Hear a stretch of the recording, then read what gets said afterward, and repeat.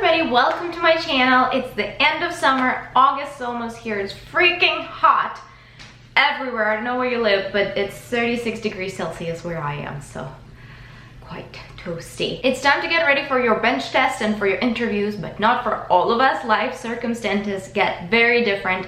Everybody has different timelines, and maybe you're not applied yet and wondering if it's too late to apply now in the beginning of August. Did I miss the deadline? Is this over for me? Should I sit this one out and apply just next cycle?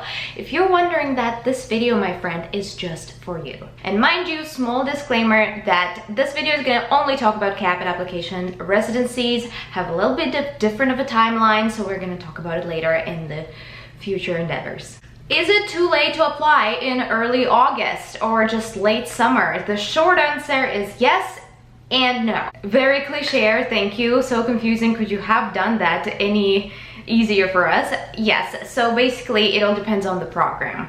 It's pretty late, but not for all schools. We take the general pool of all schools. They're divided into three major categories. The one that run a little early in the cycle, the one that run perfectly in the middle of the cycle, and the ones that run late. If you open your CAPIT application, which I always recommend to start with, whenever you think of applying to schools, to advanced standing programs, start with your CAPIT application. So if you basically open the CAPIT application and go to the programs section, they're all very conveniently arranged by their deadline. So we're going to start with the shortest category, and those are the schools that run early. So basically they start their applications in March, and they already have their interviews in the middle of summer, and they're done with their program by basically the end of summer.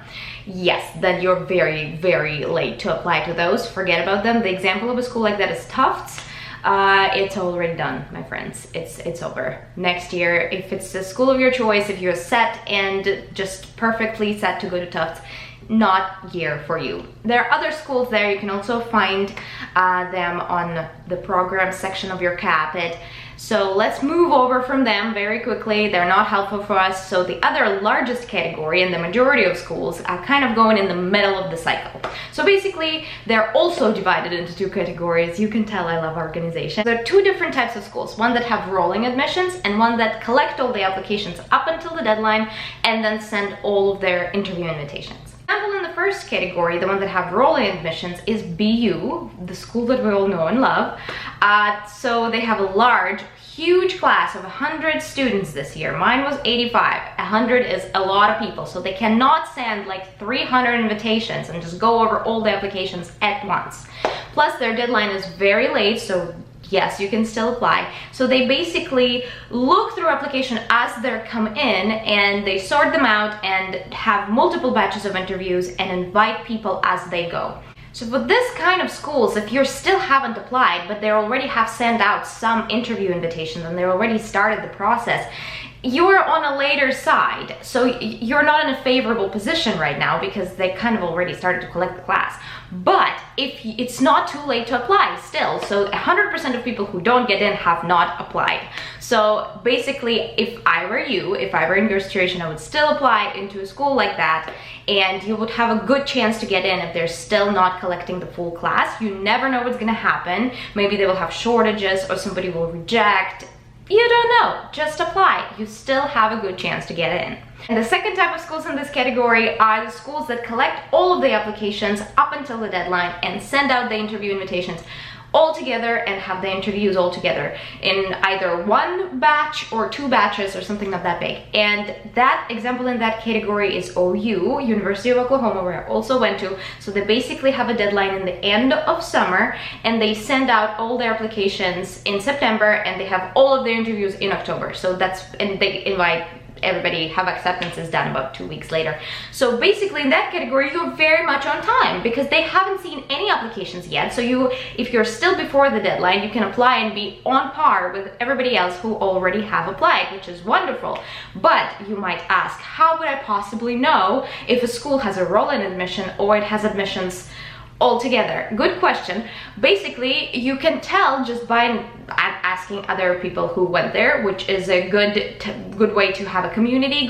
It's good to find a Facebook group or Instagram, whatever, wherever you find your information on application cycles. It's good to ask other people who have gone to the school and see how their interview process has gone. Or good telltale sign is the size of the program. Like BU, huge program. Do you think they would possibly be able to review all the applicants after the deadline? Probably not. So in the larger programs, they are more likely to have a rolling admissions than in the smaller programs like Oklahoma, which had 12 people in a class.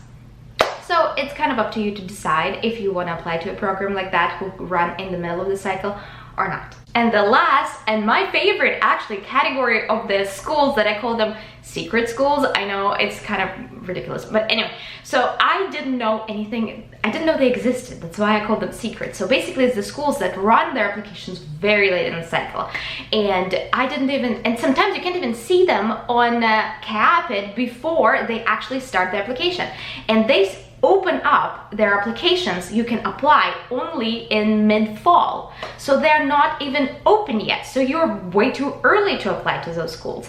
And two schools that I can think of top of my head is University of Colorado, of course. We all know that University of Colorado is the late one. They always stay open late, and this is basically last choice for a lot of people who apply way later in the cycle. And the other school that I actually didn't know had a dental program is LSU, University of Louisiana. So basically they open their application in middle of October, and most people by that time have already got in. So you have much bigger chance to get in there. And I applied there, I think in September. They opened in September or October, and it's been 3 years for me now, so I can't exactly remember, but that's a good reminder to check your Capit application all the time. If you still don't have your acceptance in your dream school, just keep on going to that program section of Capit application and see where you can still apply. Hi guys, so this is Editing Casey. I just double checked on Capit, and it seems like LSU switched their deadline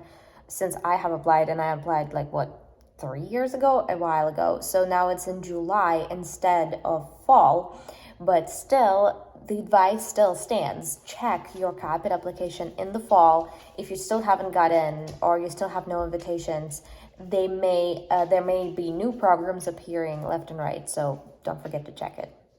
Which is a wonderful chance, because I applied in September with both of my NBDs, and I got myself an interview invitation, which is great. And it's not a very expensive school. I don't know much about it, but if you went to LSU, please reach out. I would love to talk to you, because it's kind of a secret school. Nobody knows about it. Nobody goes there. So I would love to know more about it.